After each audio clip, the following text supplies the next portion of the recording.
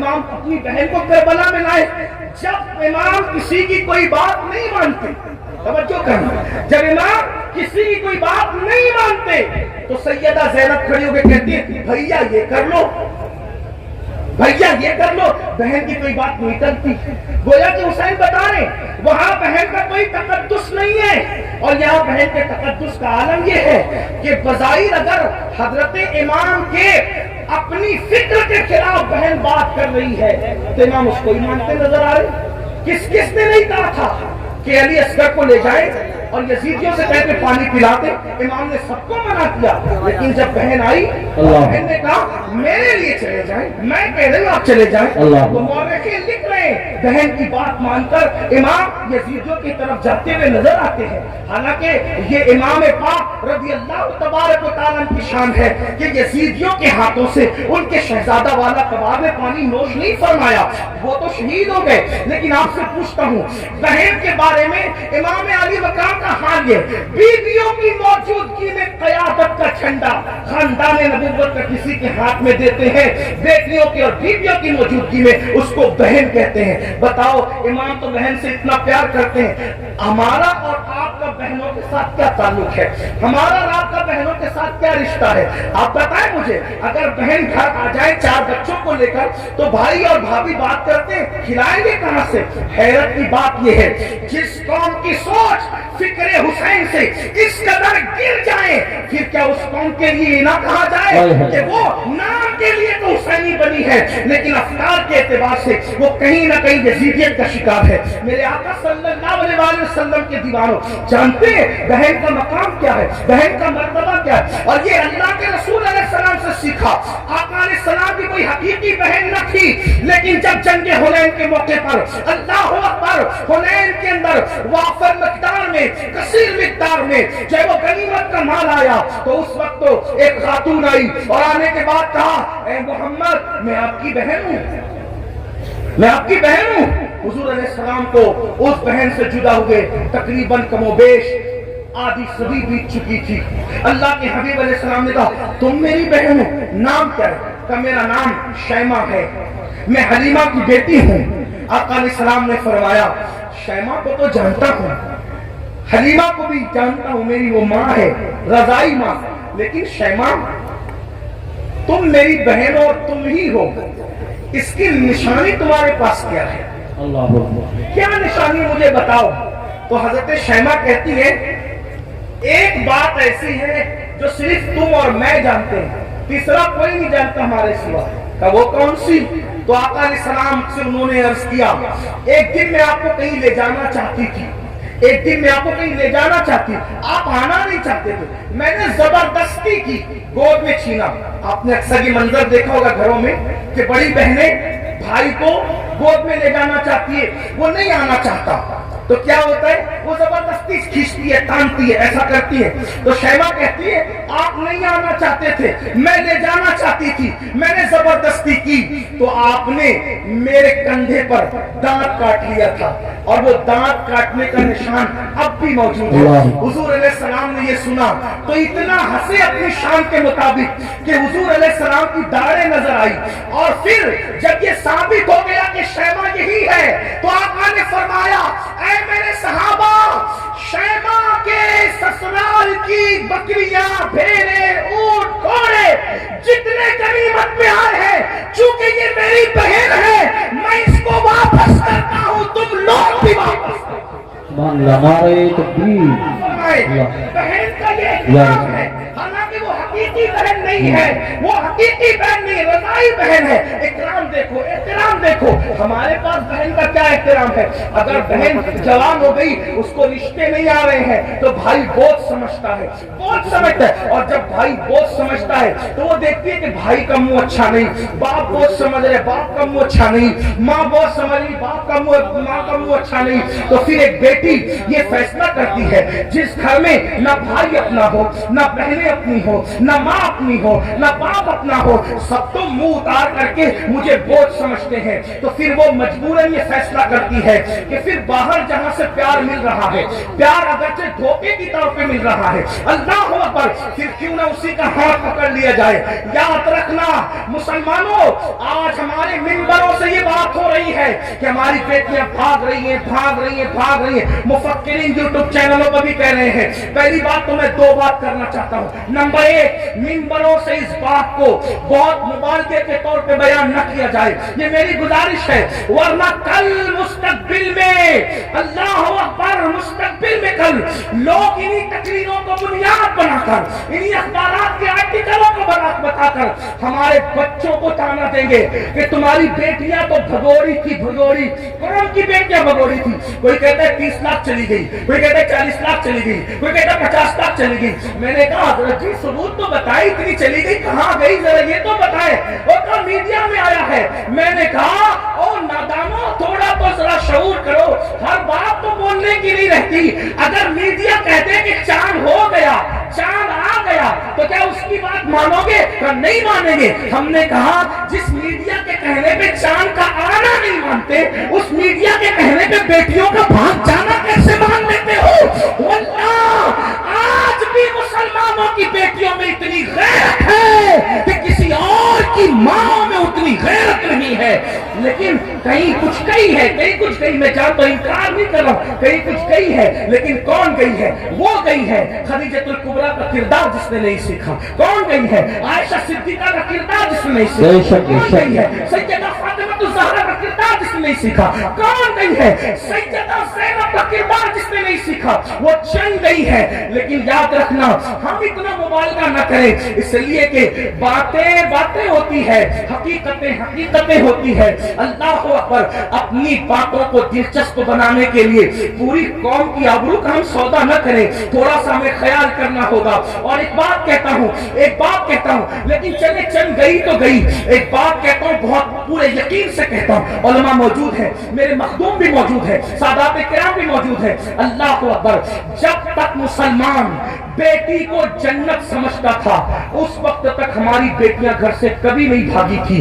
جب سے مسلمان نے بیٹی کو بوجھ سمجھا ہے، اب ہماری بیٹیاں گھروں سے جا رہی ہیں. اگر جا رہی چند تو بوجھ سمجھا اس لیے جا رہی. بیٹیوں کو بوجھ نہ سمجھو. بیٹیاں بوجھ نہیں ہے، جنت ہے. بیٹیاں بوجھ نہیں ہے، جنت ہے. بہنیں بوجھ نہیں ہے، جنت ہے. اس لیے ان کی خدمت کرو. کیا لوگوں کو یہ نہیں پتا؟ اللہ کے سچے رسول صادق و مصدوق نے فرمایا، بیٹی کی پرورش کرنے والا اور میں محمد جنت میں اتنے قریب ہوں گے جیسے یہ دو انگلیاں قریب ہیں. آپ سے پوچھتا یہ لوگ کہتے ہیں حضرت ایسا تعویذ دی ہمیشہ برکت رہے. میں نے کہا بیٹی اس تعویذ کا نام ہے قیامت تک برکت رہے. وہ کیسے؟ حدیث پاک میں آتا ہے جس گھر میں بیٹی پیدا ہوتی ہے اس گھر میں فرشتے آتے ہیں اور اس کو چاروں طرف سے گھیر کر کہتے ہیں اے کمزور جان سے پیدا ہونے والی کمزور جان، جس کے گھر میں تو پیدا ہوئی، ہم قیامت تک اللہ کے حکم سے اس کی مدد کرتے رہے. بیٹی پیدا ہو تو مدد یہ اتر رہی ہے اور ہم نے بیٹیوں کو بہت سمجھ لیا. تو امام کربلا میں دیکھو بیٹی سے پیار کتنا کر رہے ہیں. حضرت سیدہ سکینہ جنہیں سکینہ بھی کہتے ہیں. اب میں جو ہے وہ تلفظات کے جو ہے وہ بھول بھلیا میں آپ کو گمانا نہیں چاہتا، جو لوگ کہتے ہیں وہی کہہ کر آگے بڑھنا چاہتا ہوں. لیکن بہرحال حضرت سیدہ سکینہ کو سینے پہ سلارے کہ نہیں سلارے؟ ایک بیٹی کا مرتبہ کربلا کے خیمے میں امام اپنی بیٹی کو سینے پہ رکھ رہے. آپ اندازہ تو فرمائیں، چچا بھتیجی کے کہنے پر فرات تک جا رہا ہے. یہ سب کیا ہے؟ بھائی اپنی بہن کے کہنے پر، امام علی اکبر رضی اللہ تبارک و تعالی اپنی بہن کے کہنے پر وہ سب کچھ کرتے نظر آ رہے ہیں جس کو دیکھ کر کے انسان حیرت و استعجاب میں ڈوب جاتا ہے. کربلا یہ بھائیوں، کربلا اب اختتام پر سن لے ذرا. کربلا رشتوں کی وفا کا نام، کربلا رشتوں کو تعظیم دینے کا نام، کربلا محبتوں کا نام، کربلا احترام کا نام، کربلا تعظیم کا نام، کربلا قرآن کے تحفظ کا نام، کربلا عقیدے کی حفاظت کا نام، اور کربلا حدیث کے صحیح مفہوم کو عملی تفسیر میں پیش کرنے کا نام، کربلا قرآن مقدس کے سانچے میں ڈھل جانے کا نام، کربلا شراب سے نفرت کا نام، کربلا زنا سے نفرت کا نام، کربلا جوے سے نفرت کا نام، کربلا بانسری میوزک اور موسیقی کے مکمل خاتمے کی جود مسلسل کا نام، کربلا سجدوں کے لیے انسان کیا کیا قربانی دے سکتا ہے اس پیغام میں خاموش کا نام کربلا ہے۔ اب آپ سے پوچھتا ہوں، ہم نے کربلا سے سیکھا کیا؟ وہی گناہ میں مبتلا، وہی جرائم میں مبتلا، وہی بلا میں مبتلا۔ ایک بات یہ بھی کہہ دوں اختتام پر، خاص طور پر آخر میں بات کرتے کرتے مسلمانوں، ایک بات آپ سے کہہ دوں، کربلا تو صحابہ کرام کی قربانیوں کے تحفظ کا نام تھا، لیکن آج جب کربلا کا ذکر ہوتا ہے تو انہی صحابہ کو نشانہ بنایا جاتا ہے، انہی صحابہ پہ تبرہ کیا جاتا ہے، انہی صحابہ کو معاذ اللہ یہ اس لیے قرار دیا جاتا ہے کہ انہوں نے تو اہل بیت کا حق قسم کیا۔ اور وہ لڑکے جو جمعہ کی نماز بھی 2 رکعت پڑھ کے بھاگ کر آتے ایسے جیسے اسکول کی چھٹی ہونے پر بچے بھاگ جاتے ہیں، وہ صحابہ کے کردار پہ بات کرتے ہیں کہ وہ تو ایسے تھے، وہ تو ویسے تھے۔ میں پوچھتا ہوں، کس منہ سے صحابہ کو تان کرتے ہو؟ کس منہ سے صحابہ کی عظمت پر انگلی اٹھاتے ہو؟ 2 رکعت پڑھنے کی اوقات نہیں ہے صحیح سے، اور ان کے لیے انگلی اٹھا رہے ہو جنہوں نے دین کے لیے اپنا مال قربان کیا۔ آج مسلمان کہلانا آسان ہے، لیکن اللہ اکبر اس وقت جب اللہ اللہ مسلمان کہلائے جانے پر، مسلمان بن جانے پر پٹائیاں ہوتی تھی، پتھر مارے جاتے تھے، کوڑے مارے جاتے تھے، چابک برسائے جاتے تھے، بھوکا رکھا جاتا تھا، سوشل بائیکاٹ کیا جاتا تھا۔ صحابہ اس وقت کے مسلمان ہیں، ان کے ایمان پر یہ قوم کے لڑکے سوالیہ نشان کھڑا کریں گے جن کو طہارت کے مسائل نہیں پتا ہے۔ آپ سے پوچھنا چاہتا ہوں، وہ صدیق اکبر رضی اللہ تبارک و تعالیٰ عنہ جس نے وہ قربانی دی ہے کہ اللہ کے رسول نے فرمایا، جس نے اسلام کی مدد کی ہے سب کے احسان کا بدلہ ادا کیا جا چکا ہے، سوائے ابو بکر کے احسان کا بدلہ قیامت میں اللہ تبارک و تعالیٰ عطا فرمائے گا۔ ایسے لوگوں کو غاصب کہا جاتا ہے، ایسے لوگوں کو حق طلب کس کا؟ اہل بیت کا۔ مجھے بتاؤ مسلمانوں، ذرا غور کرو، اس فاروق اعظم کے بارے میں کہا جاتا ہے کہ انہوں نے یہ کیا، یہ کیا، یہ کیا۔ آپ سے پوچھتا ہوں، فاروق اعظم کا کردار پتا ہے؟ فاروق اعظم کا کردار معلوم ہے؟ فاروق اعظم کے کردار کے بارے میں علم ہے؟ اللہ اکبر، آپ کو وہ سفر یاد ہوگا، آپ وہ سفر جانتے ہوں گے، اللہ اکبر، کہ فاروق اعظم مدینہ منورہ سے چلتے، فاروق اعظم مدینہ منورہ سے چلتے اور مدینے سے چلتے ہوئے بیت المقدس جاتے ہیں۔ ایک ہی اونٹنی ہے، اپنے جوانوں کی خاص توجہ، ایک ہی اونٹنی ہے، غلام ساتھ میں جا رہا ہے۔ فاروق اعظم غلام سے کہتے ہیں سواری ایک ہے، اس لیے ہم یہ کریں گے، سواری ایک ہے، یہ کریں گے کہ تھوڑی دیر میں بیٹھوں گا، تھوڑی دیر آپ بیٹھنا، پھر میں پیدل چلوں گا، پھر تم بیٹھو گے، تم چلو گے، میں بیٹھوں گا۔ آپ سے پوچھتا ہوں، بیت المقدس تک غلام کو اس طرح لے کر کے گئے کہ نہیں لے کے گئے؟ آپ بتائیں، بولنے سے پہلے تولو، کسی کی بھی بات سن کر کے بقا مت کرو۔ جو فاروق اعظم ایک غلام کی حق تلفی نہ کرے، جو فاروق اعظم ایک غلام کی حق تلفی نہ کرے، وہ فاروق اعظم اپنی آقا زادی سیدہ فاطمہ الزہرا کی حق تلفی کیسے کر سکتے ہیں؟ آپ جانتے ہیں، کبھی غور تو کیا ہوتا، کبھی سوچا تو ہوتا، جس سے جو سنا وہی بکنا شروع کر دیا۔ میرے آقا علیہ السلام فرماتے ہیں، میرے اصحاب کو برا مت کہو، میرے صحابہ کو برا مت کہو، اور اسی کربلا کی بات کرتے ہوئے صحابہ پہ تبرہ کیا جائے۔ مسلمانوں کیا منہ لے کر کے اٹھو گے؟ جانتے ہیں شفا شریف میں قاضی ایاز رحمت اللہ تعالیٰ نے لکھتے ہیں کہ ایک شخص مر رہا تھا، اس کو موت آ رہی تھی، مرتے وقت اس کی زبان پہ کلمہ نہیں آ رہا تھا، اللہ اکبر، اس کی زبان پہ کلمہ نہیں آ رہا تھا۔ اس سے پوچھا گیا کہ تو کلمہ کیوں نہیں پڑھ پا رہا ہے؟ اس نے کہا کہ میں ابو بکر اور عمر کے گستاخوں کے ساتھ بیٹھا کرتا تھا۔ وہ گستاخ نہیں تھا بلکہ گستاخان شیخین کے ساتھ بیٹھتا تھا، اللہ اکبر۔ تو جو گستاخان شیخین کے ساتھ بیٹھے، صرف بیٹھے، مرتے وقت اس کی زبان پہ کلمہ نہیں آتا، جو گستاخی کرے اس کا کیا انجام ہوگا؟ یہ دنیا چند دن کی ہے، یہ دنیا چند لمحے کی ہے۔ بندوں کی خوشی کے لیے اللہ کو ناراض نہ کرو، واللہ ورسولہ احق ان یرضوا، اللہ اور اس کا رسول اس بات کے زیادہ حقدار ہیں کہ ان کو راضی کیا جائے۔ آج یہ بحث چل رہی ہے کہ کون کب ایمان لایا تھا، کون کب ایمان لایا تھا؟ میں نے کہا کسی نے کبھی بھی ایمان لایا تھا، ایمان تو لایا تھا نا، حضور نے تو معاف کیا تھا نا، حضور نے تو چادر میں جگہ دی تھی نا۔ جس کو رسول اللہ امان دے دے، جس کو نبی امان دے دے، امتی کو حق کیا ہے اس کو امان سے باہر کرنے کا؟ آپ سے پوچھنا چاہتا ہوں، اس لیے مسلمانوں اپنی حیثیت میں رہو۔ اعلیٰ حضرت امام محمد رضا محدث بریلوی فتاوی رضویہ شریف میں لکھتے ہیں، عالم ربانی کی توہین کرنے والا کفر تک جاتا ہے۔ جب عالم ربانی کی توہین کرنے والا کفر تک جاتا ہے، جو صحابہ کی توہین کرے، صحابہ کو گالیاں دے، یاد رکھنا اسٹیج پر کچھ بھی کہو، کمرے کی گفتگو تو اللہ سن رہا ہے، دلوں کا حال تو اللہ دیکھ رہا ہے۔ اس لیے ان کے لیے دلوں میں کینہ نہ رکھو، ان کے لیے دلوں میں عداوت نہ رکھو۔ مسلمانوں کیا بات ہے، اگر رسول اللہ اونٹ کے چمڑے کی نالین پہن لے تو اس نالین کو سر پہ رکھتے ہیں، آخر اونٹ کا چمڑا نہ دیکھا، کیا دیکھا؟ رسول اللہ کی نسبت دیکھی۔